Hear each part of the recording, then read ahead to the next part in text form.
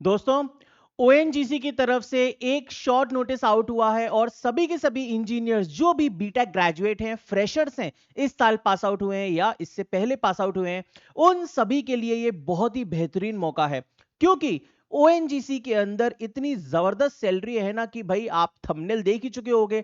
25 लाख का सीटीसी है आपका, one of the highest in PSUs job, जो कि एक बीटेक ग्रेजुएट को, फ्रेशर को मिलता है। तो देखिए दोस्तों, यहाँ पे ओएनजीसी का ग्रेजुएट ट्रेनी रिक्रूटमेंट 2026 का ये शॉर्ट नोटिस है और यहां पर एप्लीकेशंस जो अप्लाई होना स्टार्ट हो रहे हैं, ये 17 जुलाई 2026 से अप्लाई हो रहे हैं। जो पोस्ट है वो इवन लेवल पे है, तो ये इवन लेवल की जो पोस्ट है ये बीटेक ग्रेजुएट की होती है। अब 2026 का ये नोटिफिकेशन है और इससे जस्ट पहले 2025 में ही ऑलरेडी ये नोटिफिकेशन आउट हुआ था और ये रिक्रूटमेंट विदाउट गेट है, कोई भी गेट का एग्जाम नहीं होगा। कंप्यूटर बेस्ड टेस्ट, सेल्फ इनका ओएनजीसी का खुद का एक पेपर होगा, इसके थ्रू आपका सिलेक्शन होगा। तो क्या है इस पेपर में और कैसे कैसे एग्जाम के अंदर क्या क्या आएगा, उस सब पर बात कर लेते हैं। तो देखिए दोस्तों, ये 2025 का नोटिफिकेशन है और अभी रिसेंट वाला जल्दी आ जाएगा। तो इवन लेवल पर कंप्यूटर बेस्ड टेस्ट के थ्रू यहां पर नोटिफिकेशन निकाला था। 25 लाख का सीटीसी है ओएनजीसी की पोस्ट के लिए, 60,000 बेसिक पे है, लगभग 1 लाख प्लस आपका मंथली सैलरी बनेगा, 1 लाख से 1.5 लाख के बीच में। अब देखते हैं यहां पे, देखिए पोस्ट कौन कौन सी आई थी। तो यहां पे एडब्ल्यू असिस्टेंट एग्जीक्यूटिव इंजीनियर मैकेनिकल की पोस्ट आई थी, यहां पे टोटल 11। फिर यहां पे ये प्रोडक्शन में है। फिर इसके बाद एडब्ल्यू ड्रिलिंग मैकेनिकल की पोस्ट यहां पे 23 आई थी। इसके अलावा एई मैकेनिकल और एई इलेक्ट्रिकल, मतलब मैकेनिकल, इलेक्ट्रिकल, पेट्रोलियम इंजीनियरिंग और केमिकल इंजीनियरिंग, इन 4 ब्रांचेस के लिए यहां पर रिक्रूटमेंट 2025 में आया था।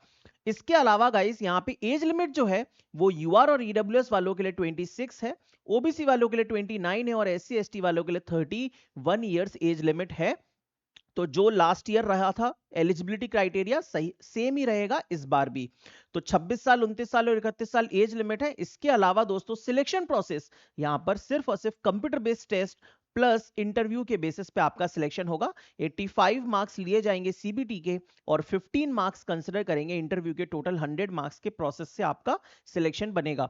और इसके अलावा जो एग्जामिनेशन में पूछा जाएगा उसमें देखो दोस्तों, concern discipline mechanical, chemical, petroleum, electrical, इसके क्वेश्चंस होंगे 40, जनरल अवेयरनेस के क्वेश्चन होंगे 10, एप्टीट्यूड के क्वेश्चन पूछे जाएंगे 25 और इंग्लिश के क्वेश्चन पूछे जाएंगे 10। मतलब आपको सबसे ज्यादा फोकस करना है टेक्निकल पर और एप्टीट्यूड पर, इन दो चीजों पे सबसे ज्यादा फोकस करना है।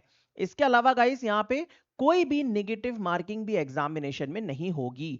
और टेस्ट सेंटर्स जो है वो ऑल ओवर इंडिया में ये 18 टेस्ट सेंटर्स इन्होंने बताए हैं।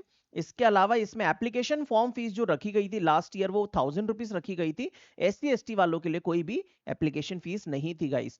और सबसे बड़ी चीज यहां पे ये है कि लास्ट ईयर जो नोटिफिकेशन आया था इसकी last date of form filling 24 जनवरी थी।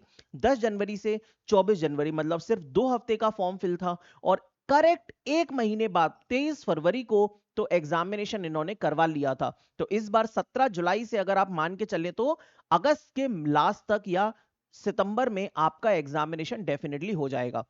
जैसे अगर 17 जुलाई से लेके मान लीजिए 20 दिन या 14 दिन फॉर्म भरे जाते हैं तो अगस्त के फर्स्ट वीक तक तो सितंबर में मोस्ट प्रोबेबली आपका एग्जामिनेशन हो जाएगा। तो बहुत ज्यादा समय नहीं है इस एग्जाम के लिए।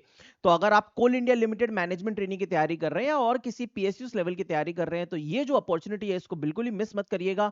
बहुत ही बढ़िया मौका आया है ये ओएनजीसी का। नंबर ऑफ पोस्ट कितनी है इस बार और कौन कौन सी ब्रांचेस है वो डिटेल नोटिफिकेशन जैसे ही आता है मैं आप लोगों के साथ डिस्कस कर दूंगा। लेकिन इस वीडियो को अगर लाइक करे बिना गए तो फिर भाई आपको और मेरी वीडियोस रेकमेंड नहीं होंगी जो कि आपके लिए बहुत फायदेमंद होंगी, है ना। तो वीडियो को लाइक जरूर कर दें, चैनल को सब्सक्राइब कर लें। Thank you.